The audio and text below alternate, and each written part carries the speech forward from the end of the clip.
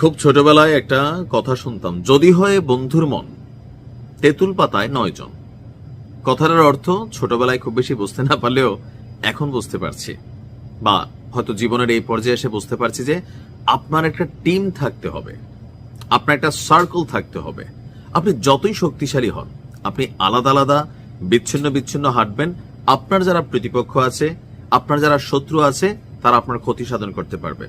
অর্থাৎ মিল থাকতে হবে, ইউনিটি থাকতে হবে। আজকে যারা পৃথিবীকে রুলস করতেছে, আপনি দেখেন সামরিক বাহিনী লাইক ন্যাটো, ইউরোপীয় ইউনিয়ন, অর্থনৈতিক বাহিনী, এদের নাই কোনটা? এদের থাকার কারণেই এরা সারা পৃথিবীকে কন্ট্রোল করে। এরা সবাই মিল্লা আমাদের এই রাষ্ট্রগুলোতে কন্ট্রোলিং করে, ব্যবসা করে। যে যেই লাইনে পারফেক্ট, ওই লাইনের ব্র্যান্ডগুলো এখানে ঢুকতেছে, ব্যবসা করতেছে, টোটাল পৃথিবী থেকে এরা রেভিনিউ নিয়ে যাচ্ছে।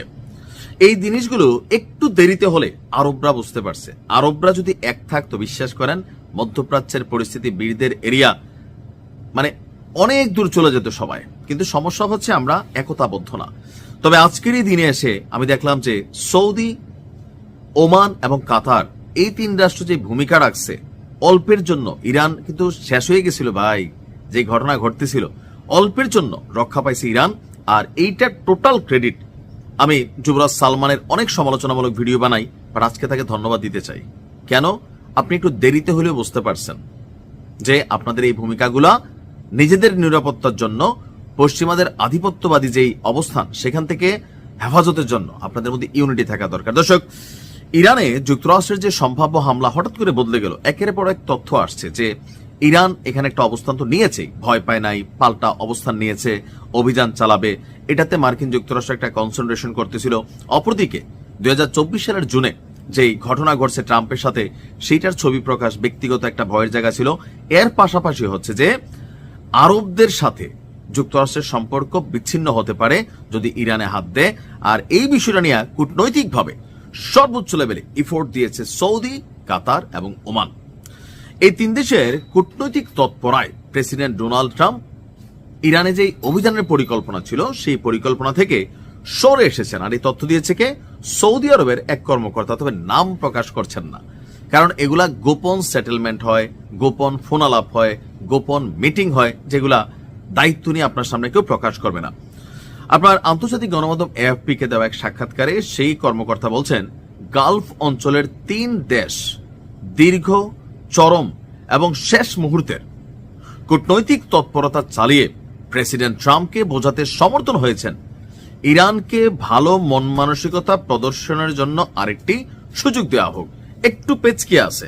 এমনকি পাশাপাশি তারা ট্রাম্পকে এটাও বোঝানোর চেষ্টা করছেন, এখন যদি আপনি ইরানে হাত দেন তো মধ্যপ্রাচ্যে এগুলো নিয়ে ঝামেলা হবে, আর আমাদের দেশের উপরে ইরান অভিযান চালাবে।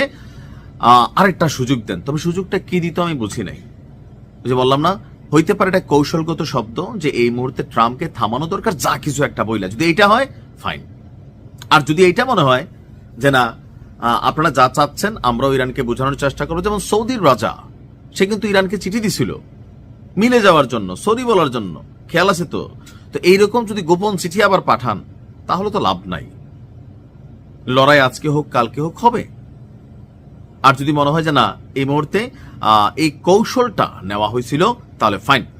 আর ইরান আপনার যেমন কাতার এখানে কেন ভূমিকা রাখছে, ইরান কাতাররা আগেও একবার ঠকছে, আবারও নতুন করে ঠকবে, সৌদি আরবকেও ধরতে পারে, অর্থাৎ আরো বিশ্বে যুদ্ধ ছড়িয়ে যেতে পারে। আর এতে ইরানের একটা সমর্থন গোষ্ঠী বড় ধরনের তৈরি হচ্ছে। আর এই কারণেই বলা হচ্ছে যে আপনার তারা কি বলা হয়, যে ধরেন কূটনৈতিক প্রচেষ্টা চালিয়েছে ইরানের ভালোর জন্য, আরব রাষ্ট্রগুলোর ভালোর জন্য, পাশাপাশি নিজেদের দেশের নিরাপত্তা এবং সুরক্ষার জন্য। যাই হোক, তারা যতটুকু ভূমিকা রাখছে ততটুকুই এনাফ। যুদ্ধটা এই মুহূর্তে মানে ইরানের উপর কোনো বড় অভিযান পরিচালনা হয়নি, আমি তাতেই খুশি। ভালো থাকুন, আসসালামু আলাইকুম।